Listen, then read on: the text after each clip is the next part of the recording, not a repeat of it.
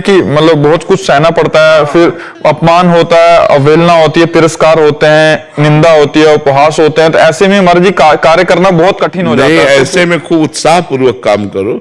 श्री हरिवंश महाराज जी, हमने आपको 2.5 वर्ष पहले YouTube के माध्यम से सुनना शुरू किया था और आपसे जुड़ने के बाद हमें जीवन का सही उद्देश्य समझ आया और आपकी शरणागति प्राप्त हुई। महाराज जी, मैं एक केंद्र सरकार में एक विभाग में वरिष्ठ पद पर कार्यरत हूँ और जैसे कि पहले भी कई लोगों ने एकांतिक में साझा किया है कि मैं भी अपने कार्यस्थल पर अनेकों चुनौतियों का सामना कर रही हूँ। महाराज जी, वही है कि मतलब बहुत कुछ सहना पड़ता है, फिर अपमान होता है, अवहेलना होती है, तिरस्कार होते हैं, निंदा होती है, उपहास होते हैं, तो ऐसे में महाराज जी कार्य करना बहुत कठिन हो जाता है। ऐसे में खूब उत्साह पूर्वक काम करो। आप गलत नहीं होना चाहिए। आपको जो पद मिला है और जहां तक आपका कार्य क्षेत्र है उसमें न त्रुटि होनी चाहिए, न कोई किसी भी तरह का प्रलोभन या भय के द्वारा हम कोई गलत कार्य ना करें। जो भी आपका डिपार्टमेंट हो, हम अपने कार्य क्षेत्र में पवित्र रहें। इसके बाद लोग गाली देते हैं या उपहास करते हैं या निंदा करते हैं, हमें बिल्कुल परवाह नहीं होनी चाहिए। हमें मस्त रहना चाहिए क्योंकि हम गलत नहीं हैं। यदि हम गलत हैं तो सुधार कर लेना चाहिए और यदि गलत नहीं है तो हमें बेपरवाह हो जाना चाहिए, हमें मस्त रहना चाहिए, हमें किसी की बातों में नहीं आना चाहिए। नाम जप करो तो इससे सहनशीलता बढ़ेगी। जितना सहन का भक्त वही है जो सब कुछ सहन कर सके। तो नाम जप करो, नाम जप से आप में सामर्थ्य आएगी, सहनशीलता।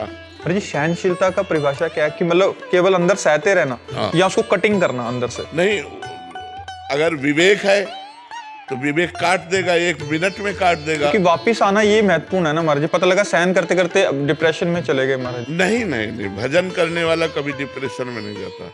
भजन चूंकि नाम जब चल रहा है ना, वो हाँ जैसे आग जल रही है और आपने पानी डाला तो आग कभी बढ़ थोड़ी सकती, वो शांत हो जाएगी। तो भगवान का नाम शीतल है, वो आपकी बुद्धि को भी शांत कर देगा, विवेक प्रकट करके उसे काट देगा।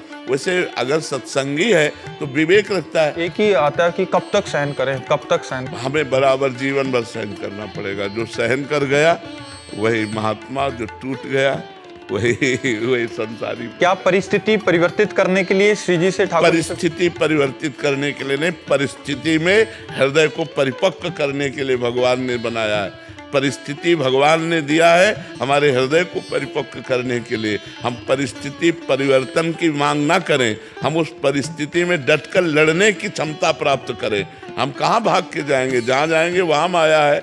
जिस परिस्थिति में भगवान ने मुझे रखा है, बहुत सोच समझ के रखा है और भगवान के द्वारा किए हुए विधान रूपी परिस्थिति में हमको बलवान बनना है, कमजोर नहीं बनना, हमको सहनशील बनना है। और जब आप सहन करने लगोगे ना तो आपको बुरा ही नहीं लगेगा, बुरा लगना ही बंद हो जाएगा। आप कहते हो कब तक सहन करना ही नहीं होगा, वो बुरा ही नहीं लगेगा।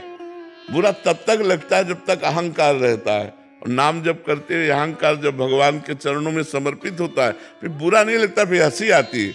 जैसे पागल आदमी आपको कुछ बोले तो आपको बुरा नहीं लगेगा क्योंकि आपको पता पागल है। ऐसे ये माया में पागल लोग हैं, यदि निंदा करते हैं, अपमान करते हैं तो हमें मुस्कुरा के चल देना चाहिए, हमें बुरा नहीं मानना चाहिए। और ये क्षमता आएगी भजन से। जितना भजन करोगे उतने सहनशीलता बढ़ेगी।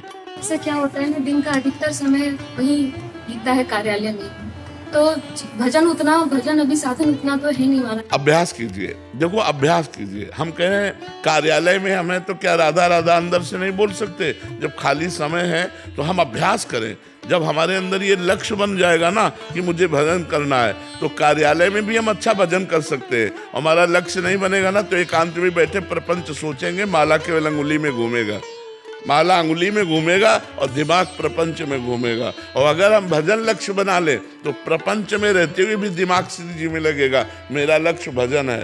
तो भजन करते हुए राधा राधा राधा, जब मान लो आप लैपटॉप में लगे हो या किसी कार्य में लगे हो तो उस कार्य को भगवान को समर्पित कर दो। शेष समय में राधा राधा जपो तो सुमिरन और सेवा दोनों के प्रताप से हमारा भगवत मार्ग प्रकाशित हो जाएगा, पुष्ट हो जाएगा।